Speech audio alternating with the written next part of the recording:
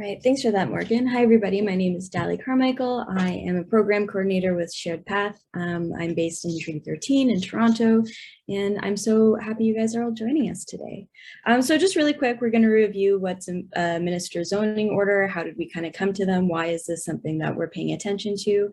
This might be review for some folks if you're here today, but we just want to make sure everybody's kind of on the same page. So first of all, what's a minister's zoning order? They were introduced, I believe, in the early 90s, late 80s, to give the ministry and planning authorities a direct path to approve development quickly without going through the usual planning processes. The idea was to kind of use them in extraordinary urgency. So one example that folks often call upon is a few years ago, I think it was in the early 2000s, the Algo Center Mall collapsed in Elliott Lake. This mall housed the only grocery store in the community, and so an MZO was used to get a new grocery store built quickly so people could buy food. So since that time, there's been some amendments to the legislation. Oh, sorry, one other thing I just want to add is that with MZOs, there's no part in the process for amendments or appeals, so just so folks know that. So I'm going to explain a little bit of the planning hierarchy. We have this visual here that you can see. So you can see that at the top, we have the Planning Act and other legislation. That's kind of the main thing that planners have to follow when they're planning out their policies. Followed by that is the provincial policy statement, and this is a policy statement that guides the direction of land use planning in Ontario. We also have the Greenbelt Act, the Places to Grow Act, Oak Ridges Moraine, some other policies that are used throughout Ontario as well, and in specific regions of Ontario. And then we get into the municipal planning kind of tools there as well. So with MZOs, this recent change under Bill 257, which is an act to enact the Building Broadband Faster Act 2021 and to make other amendments in respect of infrastructure and land use planning matters. This essentially added this little note right here that says the Planning Act is amended to provide that ministerial zoning orders made under Section 47, so under MZO's processes, are not required and are deemed to have never been required to be consistent with policy statements issued under subsection 3.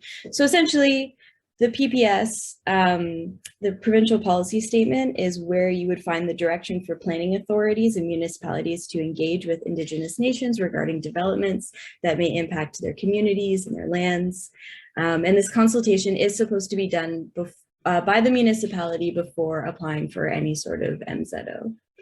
And the other thing I want to note here is that the Greenbelt area, the MZOs do not apply to Greenbelt areas at this time. So as some of you may know, in the last couple of years, there's been a really big uptick in the number of MZOs that have been issued in Ontario. And we kind of started paying attention to this as an organization, kind of like late 2020, early 2021. We kind of just started reading about, this incredible surge of MZOs and thinking about why they were happening. In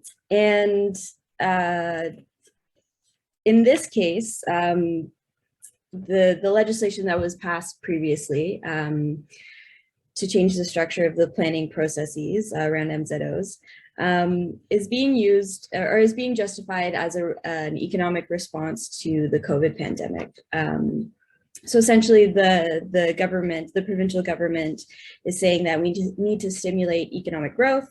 And so one way we can do that is by increasing development and lessening the processes that you need to get developments done, essentially.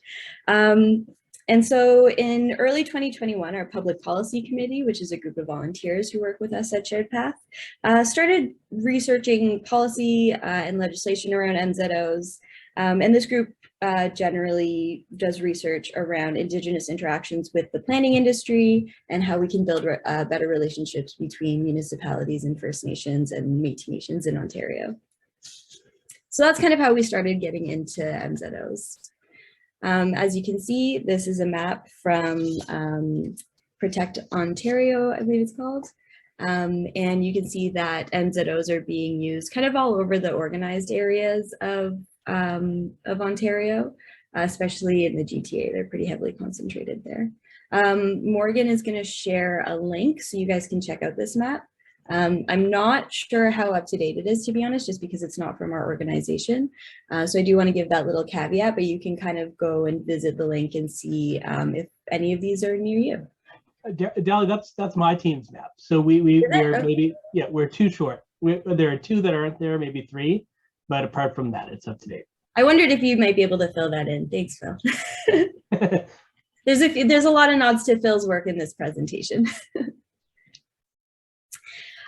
So there are a lot of folks who are, not happy about the use of MZOs. There's a lot of critiques about them, not only coming from Indigenous nations, but from environmental organizations and the general public.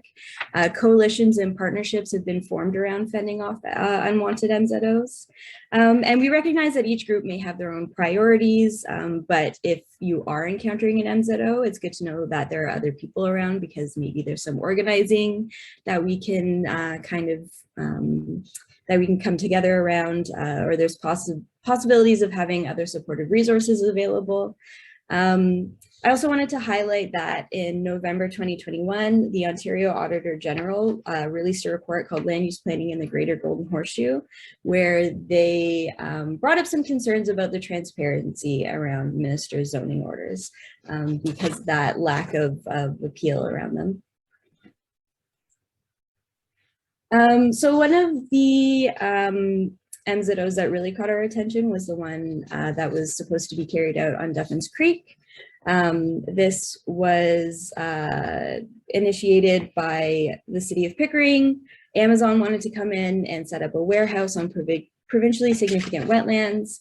There was lots of pushback from environmental groups, and there was also pushback from the Williams Treaty First Nations. So this is a letter that they sent to TVO. They also launched or released a letter to the public and to the province, I believe it was in March 2021.